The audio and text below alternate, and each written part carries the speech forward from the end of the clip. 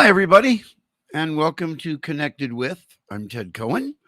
This is our 16th or 17th show, and I think we're continuing to get better and better and also bring you more and more interesting guests. But I first want to make an announcement. If anybody knows where Steve Bannon is, please email Adam Schiff at Congress to let him know so they can serve him. Um, over the past few weeks, the show has been pretty much built around people that I am connected with, people that I know. Uh, this is going to be probably the first program where my guest is someone who I never even spoke to till about an hour ago. But there was a connection. I was speaking to a good friend of mine a couple weeks ago, Fiona Bloom, who runs an amazing PR firm in New York called The Bloom Effect.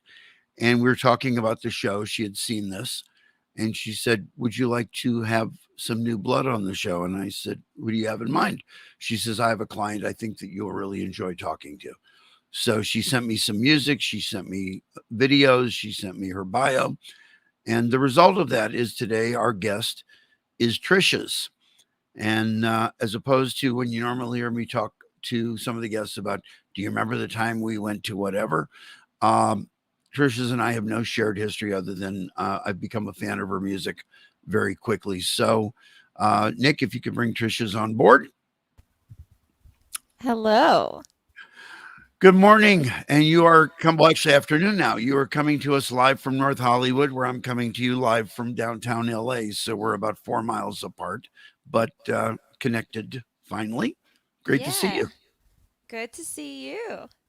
So, I did something that I normally never do, and I think people will find this interesting. First of all, I'm going to be much more quiet and let you answer as opposed to giving you my opinion on you. So, what's the first thing that we need to know about Trisha's? Tell us something that'll help me understand what you're all about. So, my name is Trish, and Trish's is based on the constructs of self. So, I kind of made this project to be able to express conflicting elements, conflicting wants and desires within myself. And that's why it's called Trish's, like multiple of me. And my live show, but also my records are really influenced by vocal looping and vocal effects because that's just the way that I found to express these selves in real space and real time. Are you familiar with the Krell? I'm not. So, the background that I use every week, this image behind me here, is from a movie called Forbidden Planet.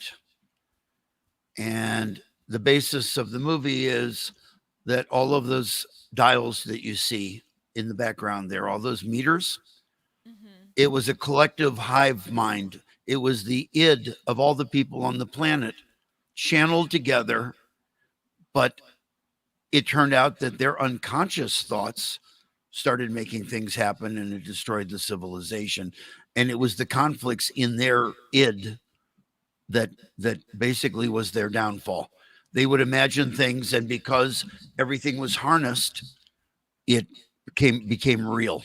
Monsters and lightning and explosions were all things that they visualized in their mind.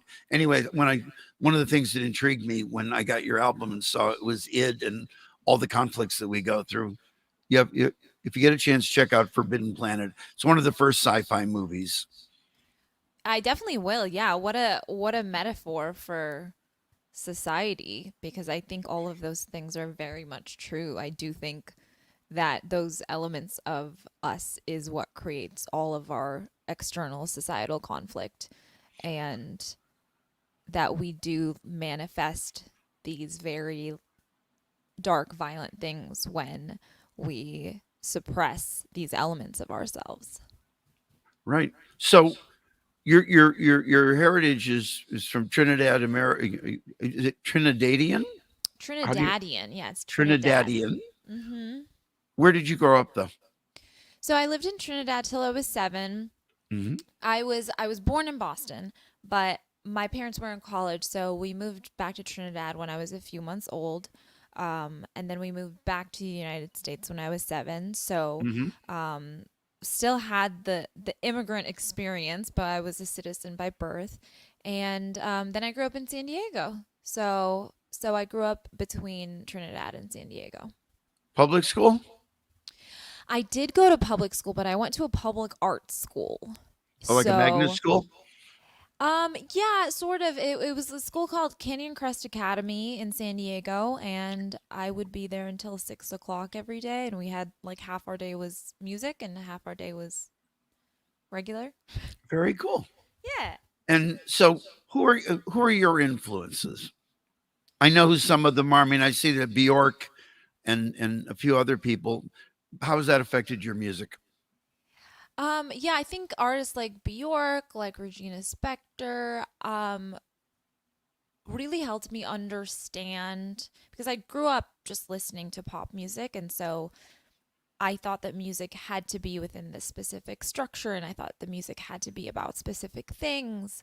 Um, and those artists really helped me understand that this is art, and it can be about whatever you want, and it can be in whatever form you want it to be, and helped me really understand my own voice, both the way that Regina Spektor and Bjork manipulate their voices in all of these different unique ways, is so interesting.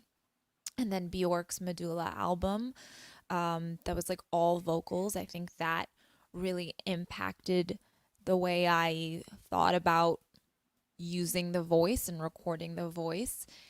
And I think those artists really helped me be able to see outside of structures. Are you going to her show here in LA? I'm not. When is it? It was just announced. I'll look it up in a moment while you address my next question. Okay. I'm really excited. I'm actually I'm not usually never nervous, but listening to your music, it's really deep. It's very you make statement. You know, you're making a lot of personal statements. Um, and I went through I've listened to the whole album twice now, and it really makes you lean in and listen as opposed. It's definitely not background music. Thank you. It's Yeah, definitely yeah, not. it's not. I think it can be difficult art, and um one of the biggest things I've struggled with is this idea of like in a difficult world, how do you make people want to listen to difficult art? And still something I'm thinking about, still something um I'm sort of grappling with, because like when I think about what I want to listen to all the time, it's not the stuff that's like really going to make me think. Like my favorite things, I can't listen to all the time because it's difficult. It's a process. It's emotional labor. Um, so I appreciate that you listened to it a couple of times and that you got that out of it. This was going to be later, but I have to ask you now. Do you have a secret pop pleasure though? Something that you do put on just for you know? Oh yeah, all the time. That's what I'm saying. Most of the things I actually consume are like kind of mindless, because I think we do need that to a degree, because the world is difficult, because we live in a difficult world. But yeah, all I love a lot of pop music. I don't know if I'd say all. Um, but I'm trying to think of like what lately I've been listening to. I have to like look through my Spotify to Okay. tell you. It's funny when Spotify first linked into Facebook and it said you can share to your Facebook friends what you're listening to at any moment. There was these moments of, well, I don't want to share that I'm listening to the Bee Oh, right. Gees. Oh, by the way, the concert dates are January 26th, January 29th, and February 1st at the Shrine Auditorium downtown. Well, maybe I will go. I just Maybe you didn't should know go. about it. I What do I got? The things I have in here that are like very mainstream. I have that J Balvin song right. that like has been the TikTok sensation. I have some Doja Cat, some Lil Nas Oh, X. shit. I like everything Lil Nas X puts out, honestly. So Um, yeah. when you talk about Bjork, the most interesting thing I get into with artists that I've worked with over the years is that there's a tendency. Bjork is an influence for really creative people, but there's a tendency sometime to I want to do what Bjork did, and I continually am going, don't imitate it. Use it as use it as inspiration. Use it to inspire you, but innovate. Don't imitate. Don't go, well, Bjork did this, so I'm going to try it. Use something that she's done that's outside of the mainstream as a jumping off point for you to do something even different. I mean, when you're writing in your creative process, are you thinking about things you've heard, or are you starting with a blank? Are you starting with a blank page? I do like reference things I've heard for sure, especially when I'm like in the studio. Not so much just when I'm writing the songs. Um, so I usually write over the course of like a while because I choose a concept, I choose an idea that I want to talk about, and then I like really dig into it Right. and explore it. And then I'll write it usually like with my looping setup, and that whole process is pretty removed from consciously pulling from other media. But I think when I do go into the studio, I definitely reference other records and stuff. Okay. Why don't we play some music from the album, which gets released this Friday? Let's start out with some audio. So, if you were going to pick a track to introduce everybody to Trishes, other than the single and other than Big Sunglasses, what would you go with? Oh, What should I play? well, I'm going to play Animal live Okay. later. Right. So not that one. Let's play Venom. Let's play the first single. Okay. Here we go. Let's see if hopefully this will work. If it's not, please tell me. But I think we're good here. I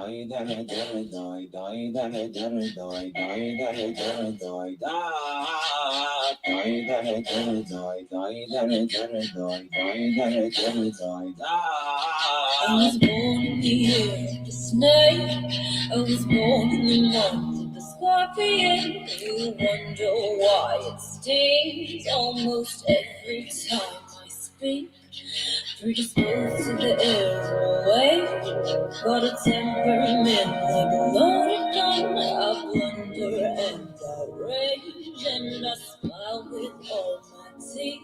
I got venom on the tip of my tongue, just like a scorpion, just like a snake.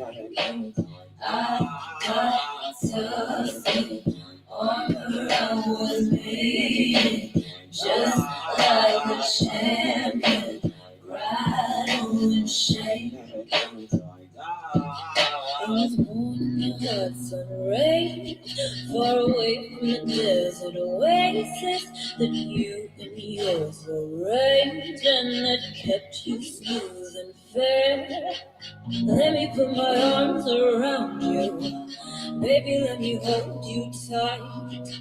You just might like it rough, you might like it when I bite. Cause I got venom on the tip of my tongue, just like a scorpion, just like a snake.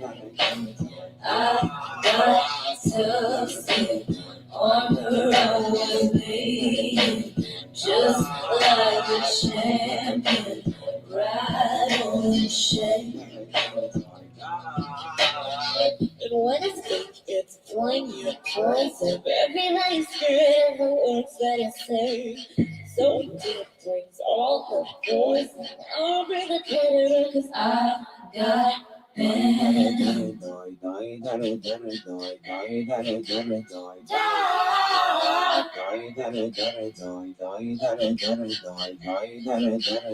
I got venom on the tip of my tongue, just like a scorpion, just like a snake.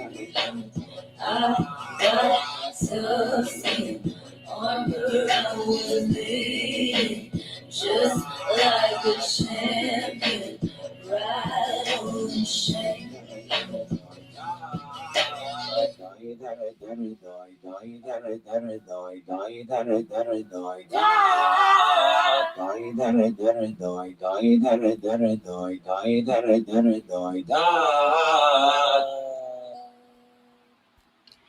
Okay. What was the inspiration for that? What created that? So actually, that one is interesting because I think a lot of times you create art and you think it's about one thing and then you realize that it's about another thing. So when I wrote Venom, it was kind of about this the idea that I thought I was like inherently angry um, or inherently like sharp. Um, and I realized after writing it, the song was actually about the fact that anger is, as a woman of color, anger is continually projected onto me for being honest and for standing up for things I believe in. Well, men So, are assertive and women are strident, right? right. And so Venom is about two things. It's Right. sort of about um the right to be angry for being within these structures that are harmful Right. for communities, particularly communities that I'm a part of, and also this idea that that anger is so often projected onto me. Whereas the fact of the matter is that like I'm actually a very joyful person in a very flawed world, and Oh, I love um, that. yeah, Love that. and because I understand that it's flawed and it's messy and um, it's it can be very ugly. I'm still a joyful person, but yeah, I got comments on the internet all the time of like, isn't it exhausting to be this angry all the time? And it's just people don't seem to understand that I can be talking about things that are wrong in the world Right. and not have to be an angry person. So Venom's about that and kind of me listing these reasons. Well, oh, I must be angry because of this. Oh, I must be angry because of this. When in reality, it's like I have very well founded reasons to be angry, and I'm actually a pretty joyful person. I have people who say to me from time to time, "Do you have high blood pressure?" I said, "No, I give it to other people. I give them high blood pressure. My blood pressure is fairly normal." Um, it's the idea of expressing through your music, just what it's like is a statement. It's not necessarily. I mean, when I listened to it, I got I believe I got what you were talking about. Um, Talk about what it was like growing up in Boston as a woman of color, and I mean, I was going to ask you later how you found Berkeley, but obviously it was down the street. So I was born in Boston, but I moved to Trinidad when I was a baby. So I actually didn't live in Boston as like a conscious being until I went to college. Oh, Yeah. So I lived in Trinidad and then I lived in San Diego. Um oh, so none of your high school or junior high was in Boston. It was all in San Diego. no, I was Okay. all in San Diego. And I think it was a really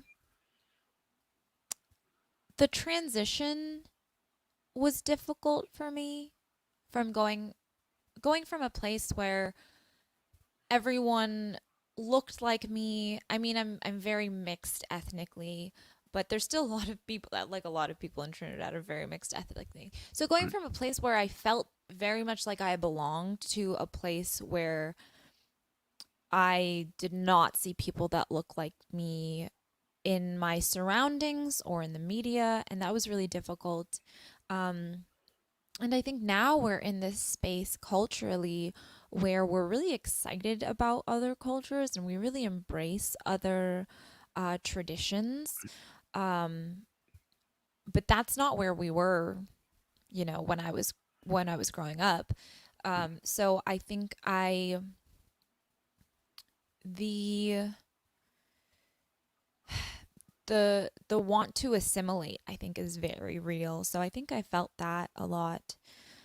But then as I got older and I started understanding the structures I was living in, then things just started making a little more sense. And then I think I started leaning into who I was, who I am a little more, understanding the historical context of my existence and the structural context of my existence helped me a lot. And then I think as that happened, as a society, we started becoming more curious and more Right. excited about differences. And that's when I started leaning into the things that made me unique and made me different than my peers. So I think overall it gave me a great perspective, because I was in a pretty like a wealthy white neighborhood in San Diego. And I think it gave me a good perspective on sort of both sides of privilege. Interesting. Interesting. You know, going back, I'd say, I hate to say 20 years because that'd be a long time for you. How old are you? I If don't you want talk to share, about it. that's fine. I'm 90. No, I'm not. But I have a running thing with Dead Mouse where he keeps going, "You're 200 years old." And I go, "Yeah, I am. Don't worry about it." Um, I gave a talk in 2006 about the transition from a distribution economy to a attention economy, especially in music, where it used to be about getting your record into Tower Records in San Diego, and now anyone can get their music. I mean, literally, we could record this and post this on Spotify and say it's a spoken word album.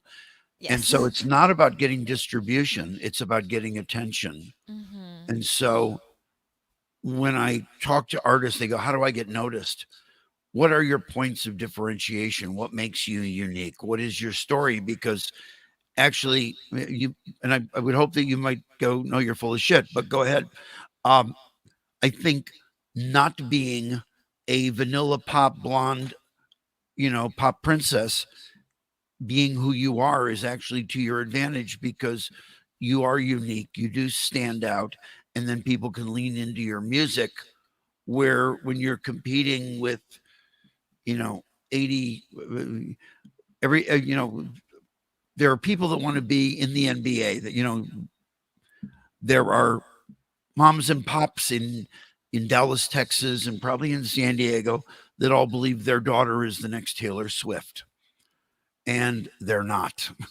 But it's a very competitive space. So being, of color, being from an interesting country, growing up in different places, I think is all an advantage to you in terms of having the story that goes along with how, how deep and how rich your music is. How's that for a long I statement? think there are certain advantages, but I would probably disagree. Good.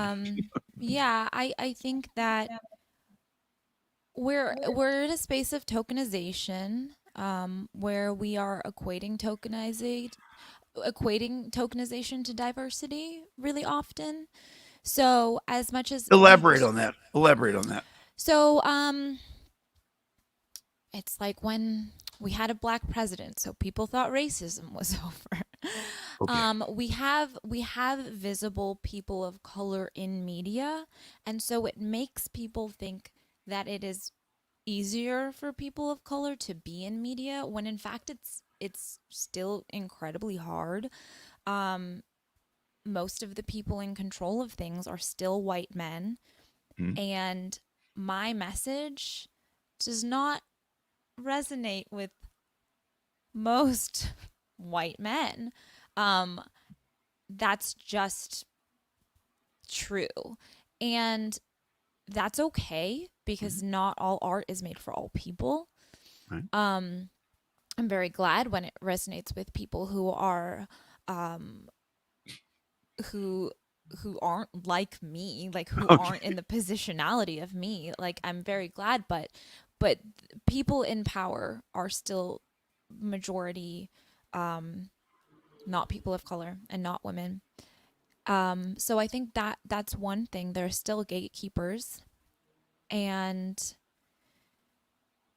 I still do believe that white men and white women have privileges when it comes to the entertainment and art space. Um, but even you can see in like social media algorithms, like social media is so important. Um, and there's lots of data to support that. Uh, like on TikTok, like white women will be seen more frequently than women of color. Interesting. So there's a lot of data in actual social media that that whiteness is seen more often. Whiteness is projected more often. But okay, I'm going to go somewhere. Then again, you can throw something at the screen. By the way, there's a quirk in the software that we use. And if I look at you, it looks like I'm looking at you right now. It looks like I'm looking away. To look at you, I have to look away from you, which is Okay. really so. When you think I'm doing this, I'm actually looking right at you, and we haven't figured it out yet. It's been 16 shows. It still looks like right now I'm looking at the wall next to me, not seeing you. So it's not that I'm not ignoring you.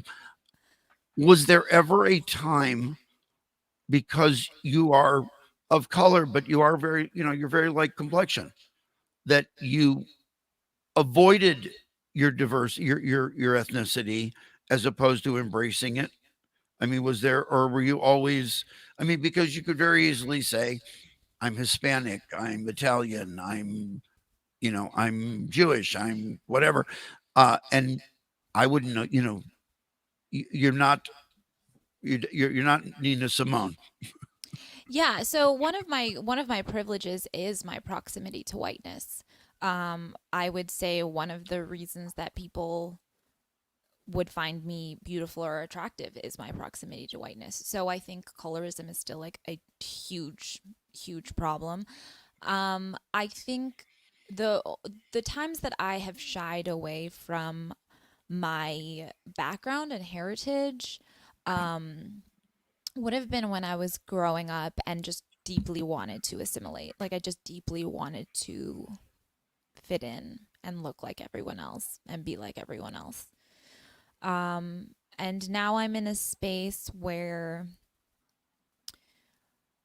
I understand that, um, like, okay, so this is a whole Oh, whole go conversation, into it. No, I'm but really there's intrigued because I grew up in when I grew up in Cleveland, Ohio, and it was a very ethnically. I mean, I grew up in a black, white, Italian, Jewish, Catholic, Protestant, Baptist. I had finally had to be told by a friend that when I went to Catholic church with him, I shouldn't take communion. I didn't know. Um, so I've never those barriers have never not barriers, but those filters have never existed for me, and I only ran into it later in life. Yeah, well, I think a lot of these things are really deeply structural. So people think about like racism as interactional, and racism is really a structure. So it's like growing up, like what decade would you say that was? My decade that I grew up, The decade of you growing up, yeah. late 60s, early 70s. Right. So around that time, there were all of these opportunities for white people to buy property at a very low rate, subsidized by the government. Right. This was not for black people. Right. It just was We not. had there was redlining, there was all that. There was redlining. There were a few different like housing. Um, there were a lot of different housing discrimination practices at the Right. time. So even if you and your black friends and your Hispanic friends were having a great time playing like street basketball or something, Right. like their parents couldn't buy a house the way your parents could. So True. that's Totally true. so Agree. that's what I Totally mean by agree. these structural things. There's It's also all an it's all bigger interesting than that. issue. There's a friend of mine named Des Dickerson, who was a member of the Revolution in Prince's band in the early days. And about 6 years ago, just before the election, we're having dinner. And I said, so pretty excited about Hillary, right? And he goes, no, I support Trump. And I went, pardon? And he started explaining that he was a black Republican, which, okay, why? He says, Few and far between of them. everyone thinks that the Democrats, have helped people of color. He said, they assist people of color, they don't lift them up. And we got into this very much disagree with that. I know, but we got into this thing of, I don't need food stamps. I don't need subsidized housing. I need an opportunity to advance my children's station in life. I don't need to be taken care of. I don't need the equivalent of a 21st century plantation system. And he was very vocal about it. And we got through it. And we've been close now since, Prince's first tour in 81. But it was awakening for me that he literally said, I don't need help from, assisted, assisted housing, assisted food stamps, charity donations. I need opportunities. Yeah, I would say that that's really backwards because people of color are supposed to be on a level playing field with white people when Right. without the generational wealth and privileges. So the United States until the 60s was really heavy into public works. And generations of white Americans benefited from that and continued to build wealth, continued to build generational wealth, social wealth, social capital, Right. in a way that people of color weren't able to because of discrimination, because of like actual laws that discriminated against them. Right. So I think that's really backwards because it's not really about a handout. I think that is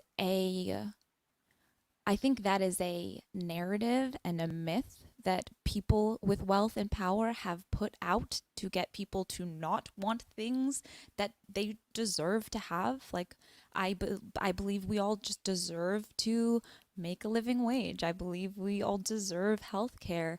But I think people in power have done a really good job of convincing people of this story, Oh, I so love they it. don't have to give other people things that they rightfully deserve as human beings. So you're involved in a lot of initiative. Besides your music, you volunteer a lot. Talk about some of the organizations that you've worked with and some of the things you're currently doing that either use your music or use your voice to, advance the narrative. Well, I really got into volunteering within the refugee and asylum seeker space. So I Right. helped resettle refugees in Los Angeles, and I would also volunteer in Tijuana with asylum seekers while they were meeting with lawyers. I would basically just like watch their children and like Right. color because I speak a child's level of Spanish. But then during the Trump administration, the refugee cap was lowered significantly. We stopped getting basically any. The Biden administration has increased the cap, but not to a level that I or a lot of activists feel that is adequate. So I hope to get back into the space of refugee resettlement as the cap has increased.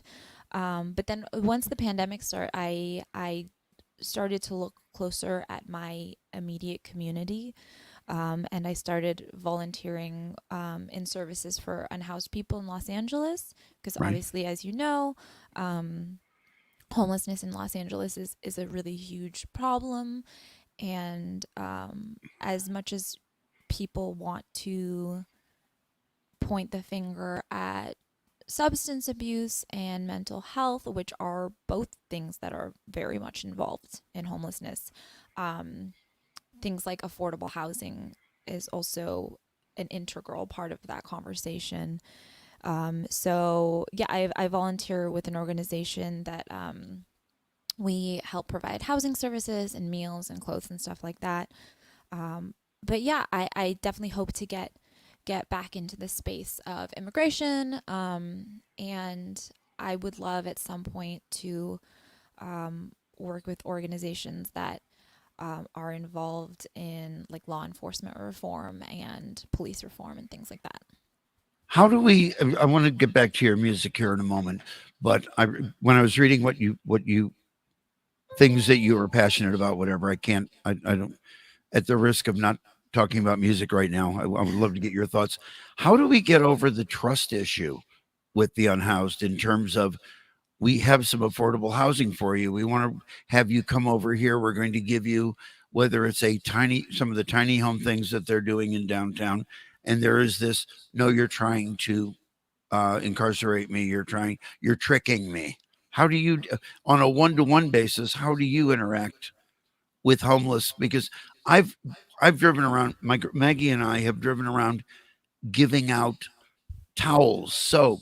I mean, I have hundreds of T-shirts from concerts over the years, and I'm like pulling up, going, "Here, these are for you." And it's like, "What's the trick? You're trying to trick me, or why? Why are you doing this?" And there is a inherent distrust of not only government and police, but of people's motives in helping, and what the end quote end game is here. Does that make sense?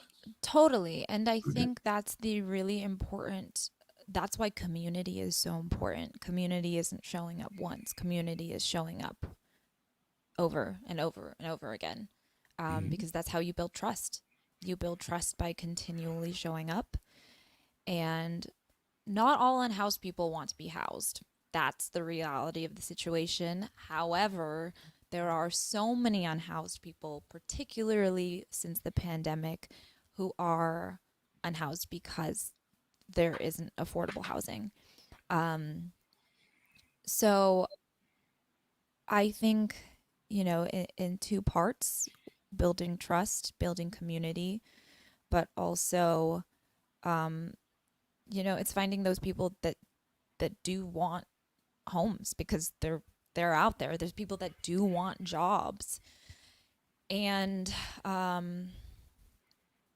I think, like, for me, I do social media management, and it's it's crazy to me that people pay me to just run their social media accounts, right? And it's stuff that I can easily train people to do.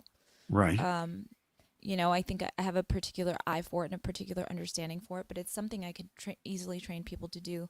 So I think, I, I think there's a lot of things that go into it, but the core of all of it is community. So using what you just said as a transition point, but I still want to get back to some of the tough things. There's been an ongoing debate over the last 15 years whether the digital ecosystem, currently Spotify, Instagram, TikTok, etc., make it easier or harder for an artist to find their audience, establish a community, and then establish a career. How has that been for you? Do you think it's, I mean, you haven't gone through the major label experience, but do you feel it's a more level playing field for you now than it might have been? Or I still hear people complaining about, again, you were saying that TikTok is primarily white women. Is that, are we Well, or still, lighter skin, well, because TikTok is okay. Chinese, but but like Okay. a white woman would be seen more than a woman of color. I have no idea. I have no idea because I don't know what of it is. There's so many differences between now and then Right. that it's hard to say what's causation and what's correlation. But I mean, you had 50, let's say, I'm going to go back 20 years, and that's, I know, a long time ago, but even 15 years ago, you Mm-hmm. would possibly go into the studio to make the music that you've made, or you'd go in the studio to do part of it. You'd have to have a label to distribute it for you. You'd have to have access to retail to get your music into a store or get it Mm-hmm. played on here in LA, let's say K Rock or whatever station it might be.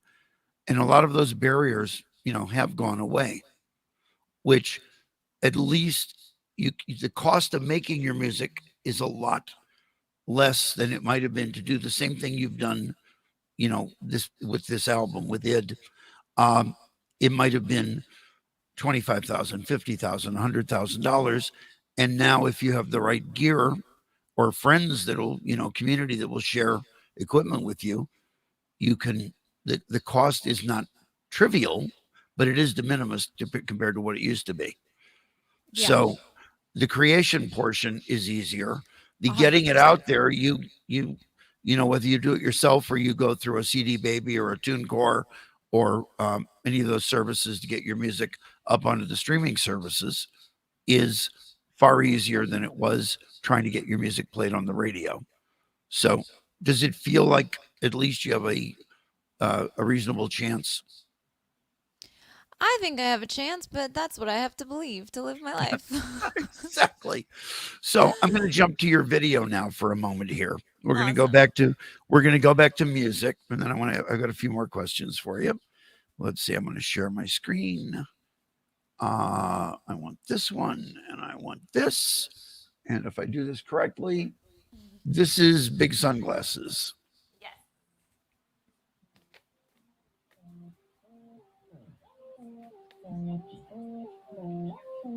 We're advanced, been enhanced, got our morals refinanced, we are evolved, problem solved, got a savage sense absolved, we got one team, cause are shining, keep our floors clean, so they're blinding, we wear big sunglasses, big lipstick like they wore and they travel. We got screens like shields and identity. I got big sunglasses, don't fuck with me. Big sunglasses, big lipstick like they wore and they travel. We got screens like shields and identity. I got big sunglasses, don't fuck with me. Progress, suppress, can't wait to get undressed. We like fine art, we're smart, throwing in so like a dart. We got big smiles, we got big plans. Watch us get wild, watch how we dance. We wear big sunglasses, big lipstick like they wore and they travel. We got screens like shields and identity. I got big sunglasses, don't fuck with me. Big sunglasses, big lipstick like they wore and they travel. We got screens like shields and identity. I got big sunglasses, don't fuck with me.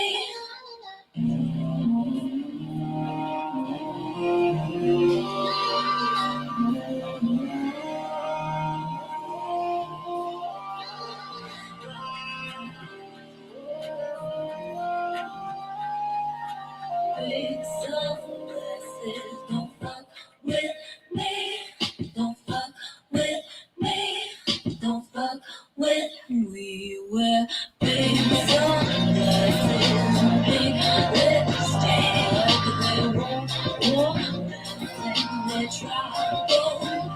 We got screens like shields and identity. I got big sunglasses, don't fuck with me. So here we go. Relatively seamless. Talk about the conceptualization and the creation of that video. That video was so much fun. So I wrote Big Sunglasses. I decided one song on the album needed to be about anonymity. I'm just like so interested in this idea of anonymity and how it shows us like what is human when we are not necessarily accountable as ourselves. So when I was looking into how anonymity affects humans, and I came across this study, this 2010 study, about how when people are wearing sunglasses, they're less likely to give money to an unhoused person that they pass on the street. And Wow. and within that study, they referenced the Stanford prison experiment, Right. I know where that. which they said was an experiment about authority and how people handled having authority. And one of the things that people remember about it was that the prison guards would wear these reflective aviator sunglasses. So the 2010 study referenced that study, got a little more into the Stanford prison experiment, and learned that it was actually really inspired by the Milgram experiment, which is the shock experiment, where they had a participant come in, and there was a supervisor, and then there was an actor playing another participant, and the participant had to keep shocking the actor, who they didn't know was an actor, at a higher and higher voltage. And so the experiment was to see how far these people would go, if at all, or if they would stop at all, when told to do this by this this authoritative figure. So all of that to say, the big sunglasses video, we wanted to make inspired by the Milgram experiment and then the Stanford prison experiment.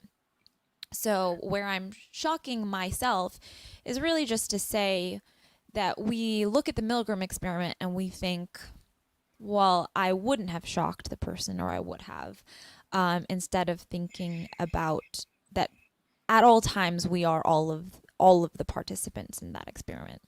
At all Right. times we are being Right. shocked, and we are shocking, and we are telling someone to do the shocking. We're all of those things all the time. It's really just a choice we make of how and when we're going to be those different characters.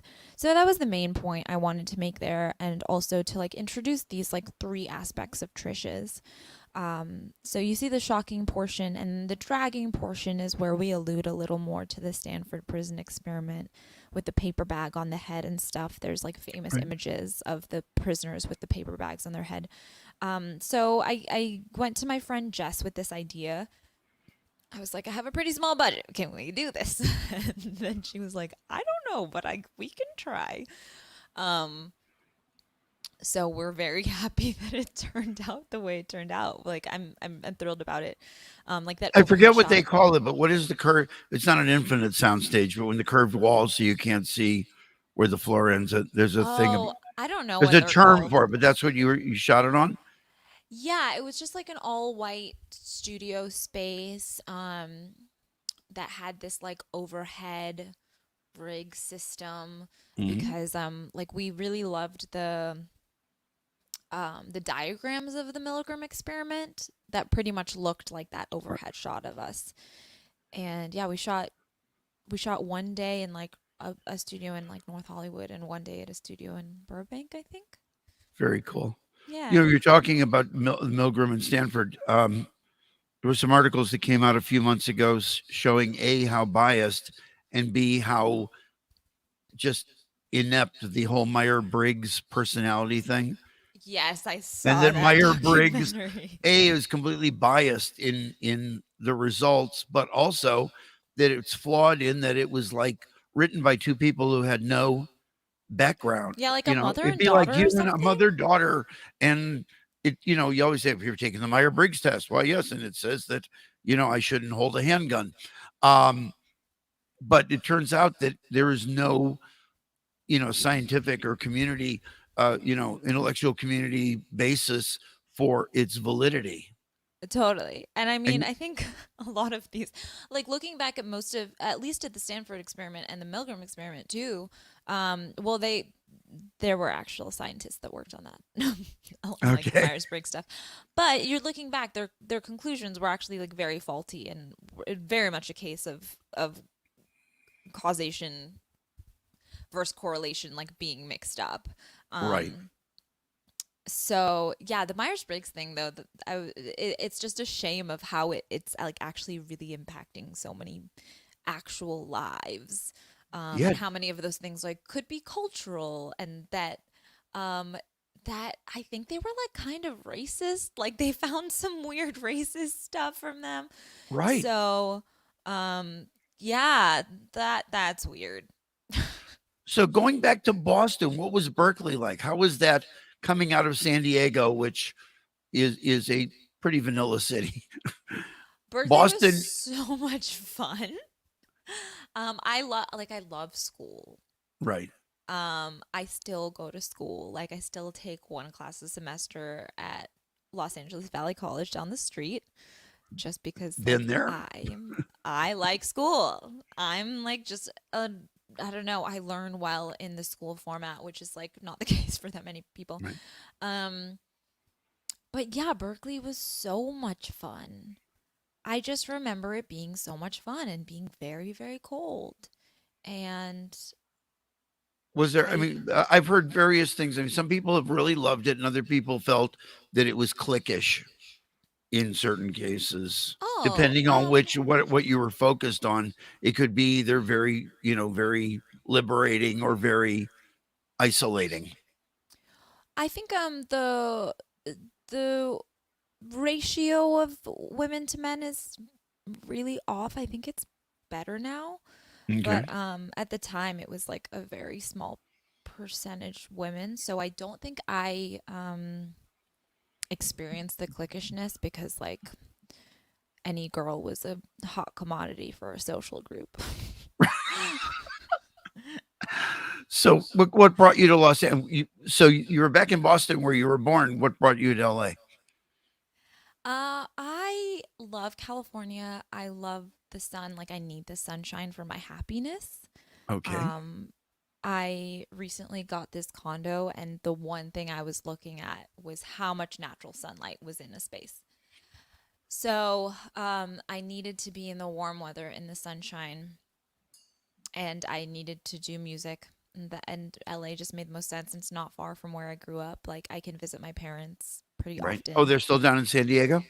They Oh, cool. are they're Cool. both in San. Well, my dad splits his time between Trinidad and San Diego, but Right. yeah. So the Rolling Stone India article was great. Thanks. How did that come about in terms of that you attracted their attention there? I mean, beyond yes, Fiona's wonderful, but obviously it resonated. What brought that about? So actually, I got introduced to the editor of Rolling Stone India through my friend Mandar, who works with Times India, Right? the Man, Times Music. then he knows there's a guy named Mandar Thukar there Yes, at Times India who's was a friend of mine for years. He's yes. wonderful. So we met at a festival that I played at, Mhm. and he was the one that actually introduced me to the editor of Rolling Stone India, and I was like, hey, check out Which my project. festival? It's called In Tel Aviv. It's Oh, like in Israel. yeah. Oh, because there's a guy named VJ. There's a festival in India that's a EDM festival, and I'm blanking on his name right now. It's an emotional blanking. I'll tell you privately sometime. But he was doing his version of Electric Daisy Carnival in India. I thought maybe, That sounds rad. yeah. We need you to perform right now. Okay, I'm gonna do So it. I'm So going to be your tour manager, saying it's time to go we're on. swiveling over to this. We're swiveling over this way. Okay. All right. I'm gonna take like 20 seconds. You can tell jokes or something. No, this is great. No, I hope you're enjoying it. All right. But this for me has been great because I mean, Well, thank as I you. told you when we spoke for like 5 minutes earlier before the show started, and I said, I worked in artist development, so it is a lot of fun to, see someone who is, finding their audience, finding their voice, and it's great. Well, thank you. I'm going to play the first song on the album. It's called Animal. Cool.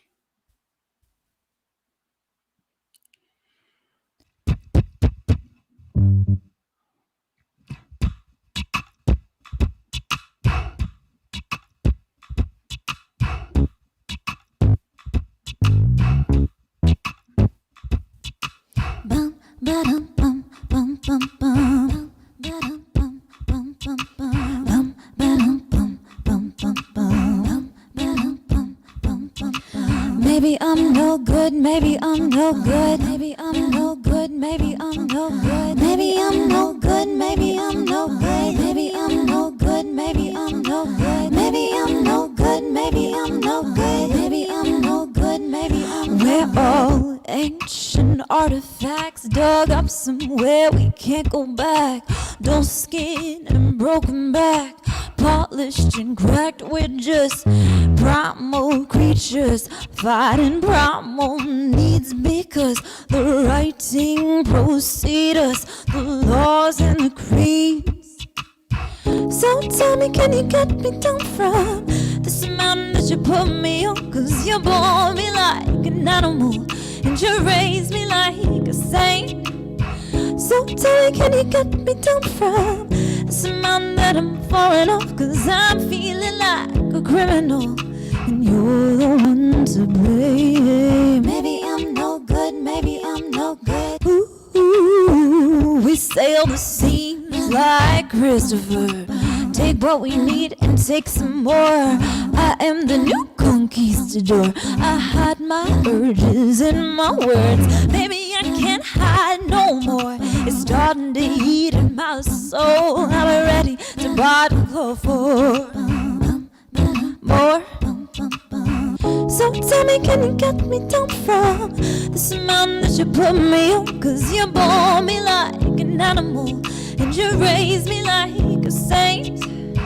So tell me, can you get me down from this mountain that I'm falling off? Cause I'm feeling like a criminal and you're the one to blame. Maybe I'm no good, maybe I'm no good. Ooh, ooh, ooh. Maybe I'm no good, maybe I'm no good. Maybe I'm no good, maybe I'm no good. Maybe I'm and it's torturous deciphering why I struggle with the life I live. And I don't know who I am when I'm acting like somebody else. But maybe I'm no good, maybe I'm no good. Maybe I'm no good, maybe I'm no good. So tell me, can you get me down from this mountain that you put me on? So tell me, can you get me down from this mountain that you put me on? So tell me, can you get me down from this mountain that you put me on? Cause you bore me like an animal and you raise me like a saint. I'm feeling like a criminal and you're the one to blame.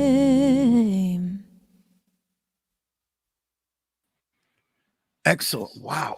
Excellent. Thank So, you. so here's the question. Yeah. First of all, in the Rolling Stone India article, you had a message to your fans and a message that kind of defines what you're about. You want to share that with? Not do you want to share it with us? I'm not going to. You have to. I think I said just to lean into what makes you unique. I feel like that's what I avoided so much of my life was acknowledging the things that made me different from other people, and now I just see that that's my greatest strength and the greatest thing I can contribute to the world is being uniquely positioned to see things in a perspective that other people might not be able to see it in. So I think leaning into what makes you different is essential to your purpose in your life. Okay. And the last question, and Nick is going to transcribe this and post it as a graphic. Okay. For people who want to get connected with TRISHES, where's the Yes. best place to start? You can go to TRISHES.com where you can join my email list because I would love to connect with you through my email list. You can also find me on all the social media platforms at Trishes Music. And you can find me on Spotify at Trishes, TRISHES. Very cool. We are exactly at 59 minutes and 53, 54, 55 seconds. Trishes, it's been great having you here. Thank you so We much are for going to having say me. goodbye, but I'm looking forward to meeting you in person. The album comes out Friday, Yes. and you're going to be at Hotel Cafe next week. Monday night's the release show. Yeah. Can I come? Yes, I would love that. I'll put you on my guest list. I'll see you there. Thanks so much, Nick. Take us out. Everybody have a wonderful day. This has Thank been a real you. pleasure.